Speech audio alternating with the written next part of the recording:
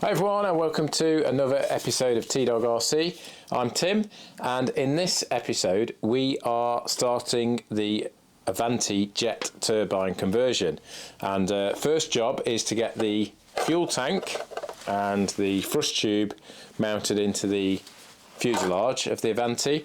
Now that means you've got to cut away quite a lot of foam and get a few components mounted into the fuselage from the RC Castle turbine conversion kit that I'm using. So before we get stuck in, just want to say, if you are not already a subscriber, and about 80% of the people that watch my videos amazingly aren't subscribers, then please help me out, hit the subscribe button. I'd love to have you on board. If you are into all things fixed wing RC, particularly bolts, nitro, engines, turbines now, then you're going to want to subscribe and you're going to want to follow along. So if you hit the bell icon, you'll get notified when I release a new video. And if this particular topic, so converting the Freewing Avanti to a turbine, is something you're interested in, hit the bell icon and then you'll be able to follow along with the series. And I also put playlists in all of my on my channel, so you can follow along to all the different things on there.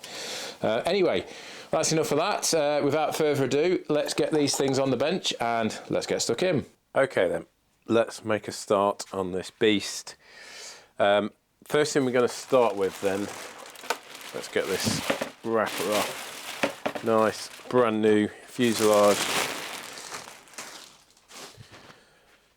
First thing we're going to do, and I'm sure you've seen this on some of the other episodes that are out there where people have done the Avanti turbine conversion, is we've got to get this 800cc turbine tank into here. Now of course it's not designed to take a tank because it's designed for EDF, but where it goes, it basically is designed to be pushed in. Well, it's not designed, but the idea is that you push the tank into this section here, and what we've got to do is basically shave a load of the foam out because it doesn't even fit. That's about as far as it goes. And it's got to come right back to here, because what you want to do is get the tank about here so it sits over the spar, and then it's right over the centre of gravity, which is perfect. So as the tank empties, it's not going to affect the model too much in flight. So really, that's the first big job I've got to do. And just so you can see in here,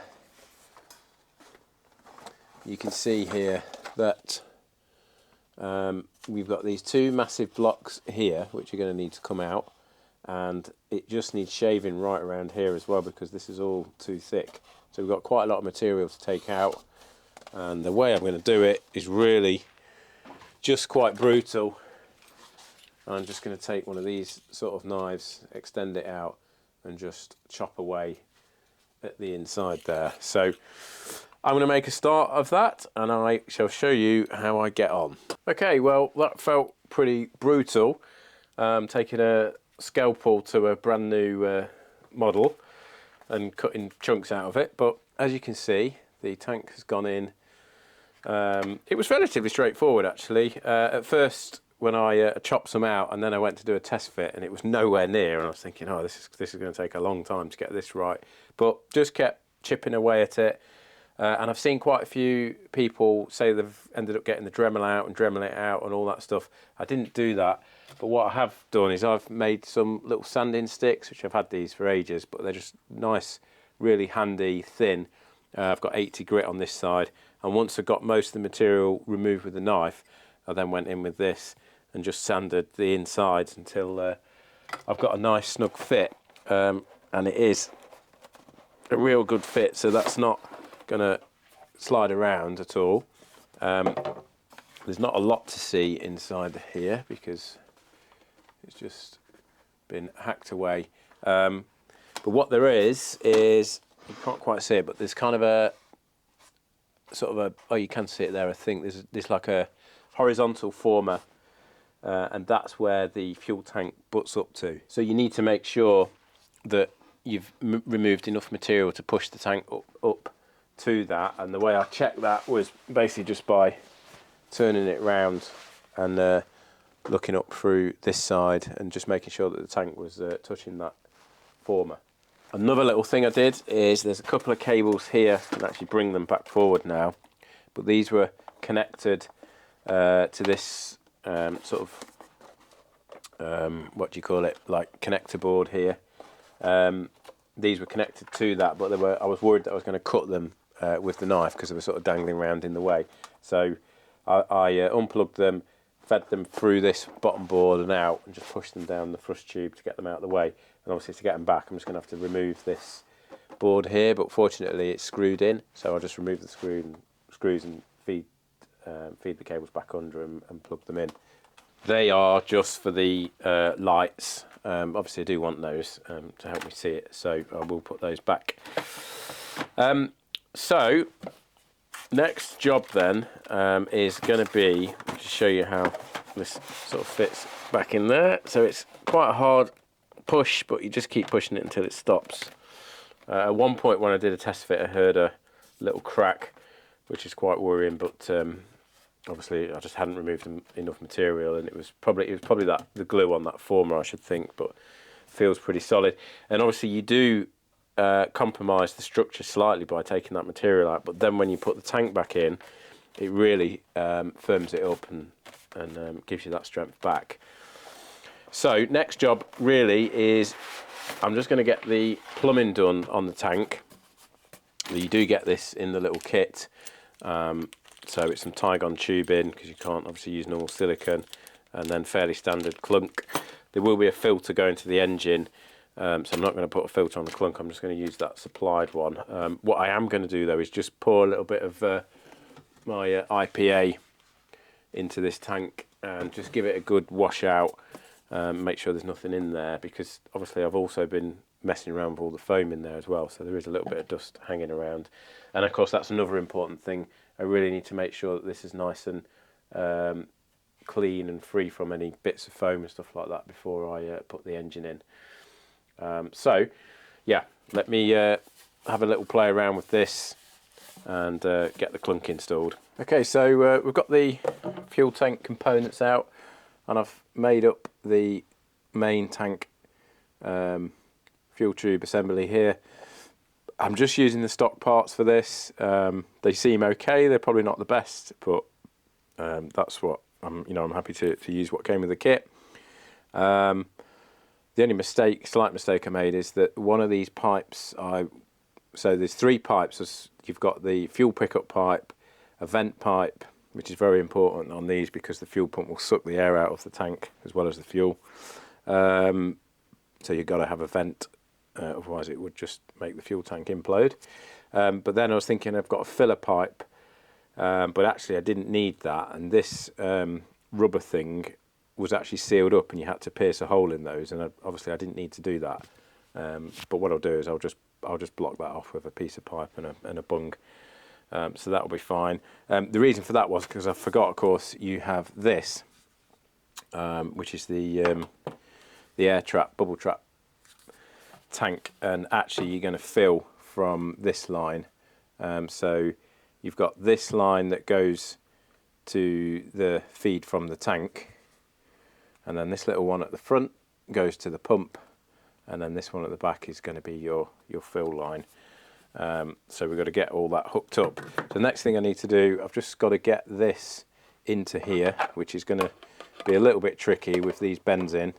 So I'm just going to have to fiddle around with that, so I'll do that off camera and get that in. I've safety wired this end. I'm going to do the same to this end, and then I can get that all put in and get that sealed up really. So I'm just going to get this clunk in, and then I'll kind of show you a mock-up of how it is with that UAT and everything. And then once I've done that, we'll move on to having a look at getting the exhaust pipe installed. Okay, so I'm just trying to work out the best way to install this, because there's no instructions that come with this conversion kit, and I've reached out to Castle RC to see if they got any, and they said they hadn't. Now, it's not rocket science, but it is jet science. No, it's not like super complicated, but some of the pictures, so what Castle RC did is they sent me some photos to try and help, but even some of those photos one picture is one way and then another picture is another way, so even the photos are quite confusing. And when you look online on YouTube at other people that have done this conversion, everyone seems to do it slightly differently, and no one, I don't think, has really shown you like mounting it all inside. It's usually they show you after they've done it all, so it's quite hard to gauge which is the right way of doing it. I think the answer is there isn't a wrong way of doing it, because there are no instructions, so you kind of just do however you feel is best. But what I'm going to do, I'm going to try and show you on this video as well, so it's a bit more of a reference for people, is this sheet of ply comes pre-installed in the Avanti out the box, so that's screwed in place with 4 little screws in there. So I've just unscrewed that, and I'm going to discard that. I don't think I need that bit. And then I've got to unscrew the conversion, what do they call it, integrated circuit module. So just unscrew that, and then in the kit you get this template here, and you also get these standoffs. And these holes don't line up with anything, so that's slightly confusing, because they don't line up with the 4 holes that are already in this bottom piece. So I'm not going to take this bit out because that's bonded in place. But what I am going to do is just put this on the top and then re-drill the holes, so that's going to be fine. And then the UAT fits in like this. And again, I've seen on a few videos where people have put it in this way round. So that faces, so basically the pump, that nozzle there goes to the pump. The pump's here, by the way, because it says on there that's where the pump's meant to go. So that is facing towards the back of the plane. The problem is, if you put it that way, this top piece, which is meant to go on these standoffs, it then won't fit over the UAT there, because this is in the way. And I've seen someone else on one of their videos chop this out, which seems a bit strange when it's all meant to be ready to go. So actually, if you just put it in this way round, so this nozzle's facing the fuel pump, fuel pump's going to be here, so it's going to be only a tiny little run of tubing, then this fits on perfectly like that and lines up with the standoffs. So that's going to go something like that. There's a plastic 3D printed strap that goes around the UAT that's going to go in the middle there, and then that whole thing fastens in there. And then, like I say, you've got your fuel pump underneath. The integrated circuit board is going to get remounted on here, and then you've got this area to put some more well, things like your receiver and whatever. Obviously you've got the ECU as well for the jet.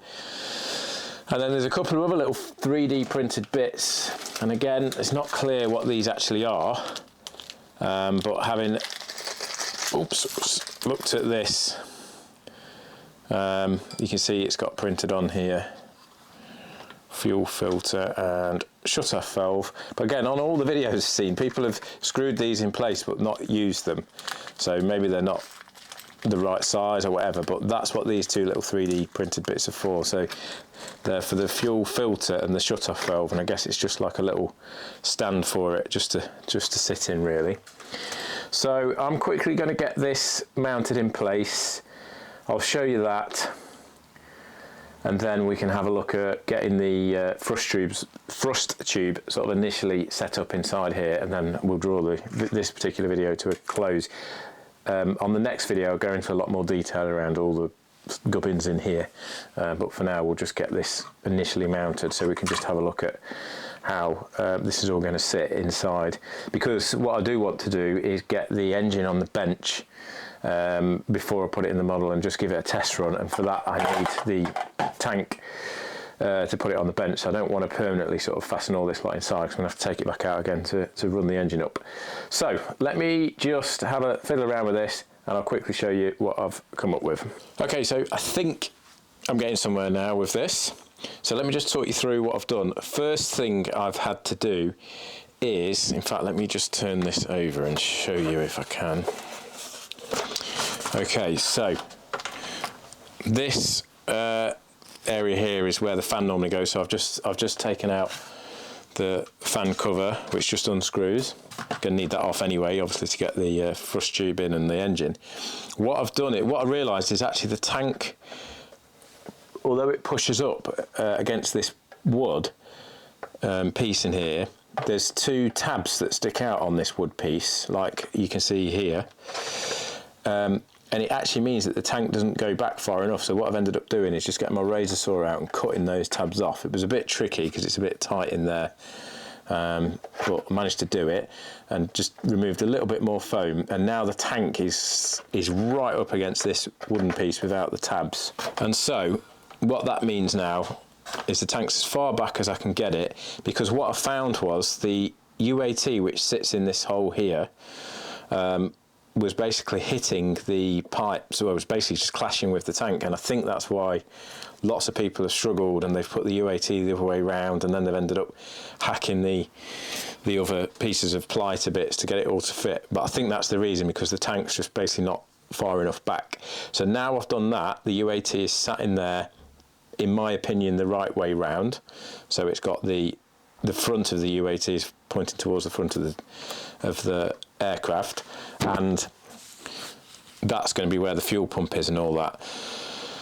There's a little clamp included to fasten the UAT down, so I've used that here. This is all temporary, I'm going to take all this out again, but just to show you where I'm at with it. I've then got a piece of tubing, which again, just temporarily put this in place, but it's going to have to be quite a big piece of tubing, because the distance between the input of the UAT and the output from the tank is so small, you would just have like a kink there. So I've ran a piece of tubing around, so it sort of loops around and there's no obstructions. It's just like a nice run for the fuel to go. So that's going to go in through there.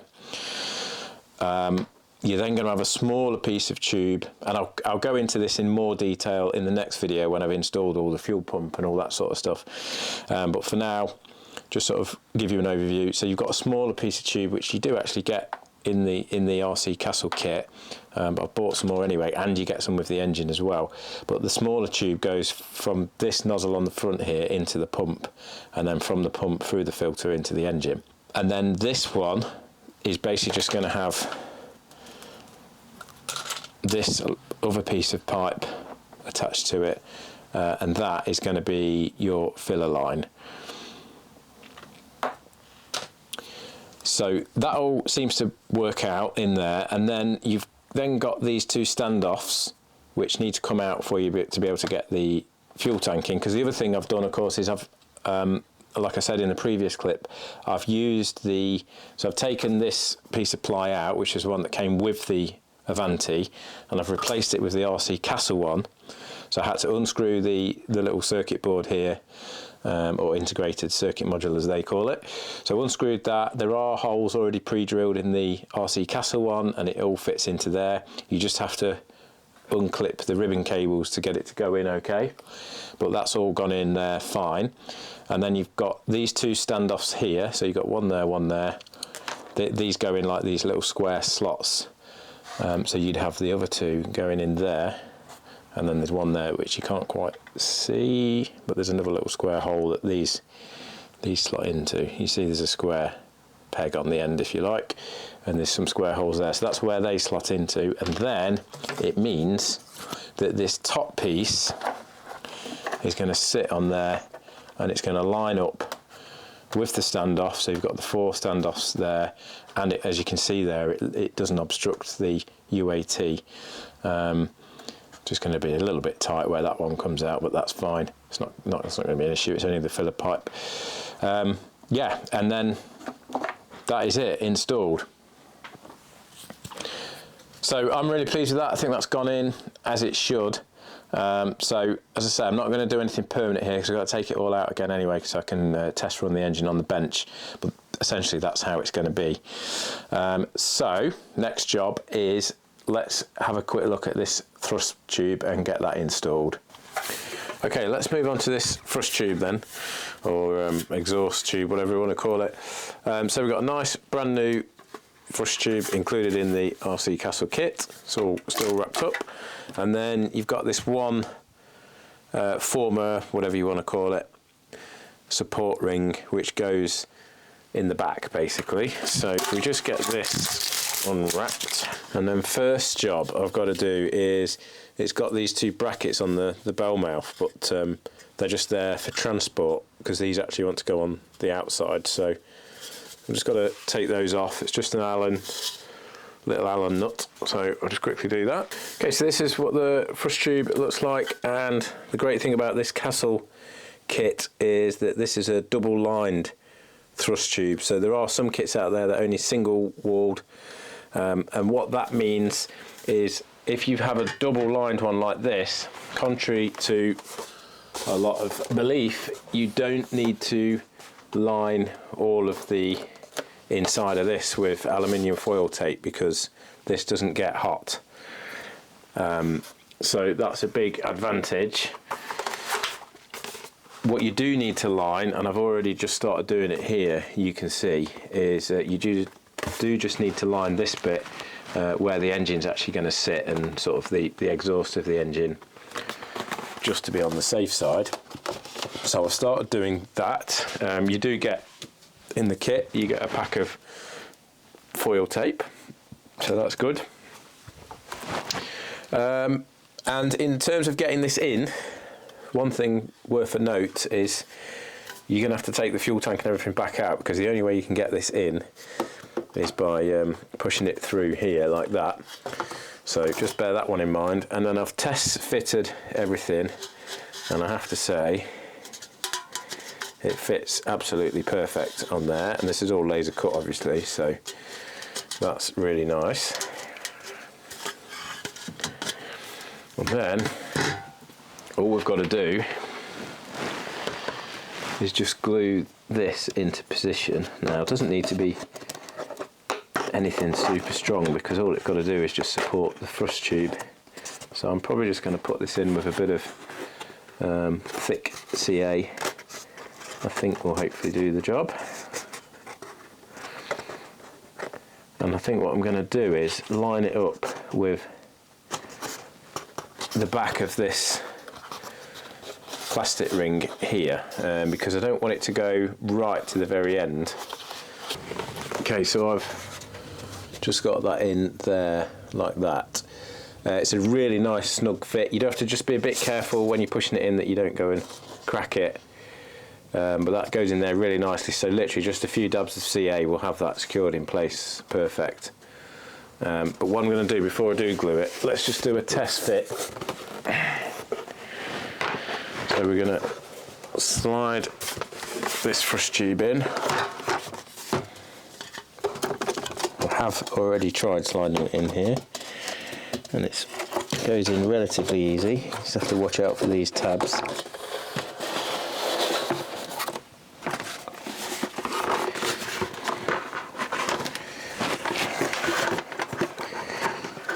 You just sort of have to twist it around because the tabs get caught on the foam a bit, but it's okay once it's in.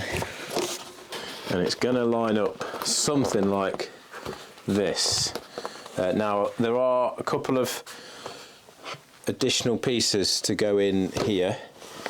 So you see here where the standard EDF mounts are in. There's some pieces to go on top of here, so you can mount.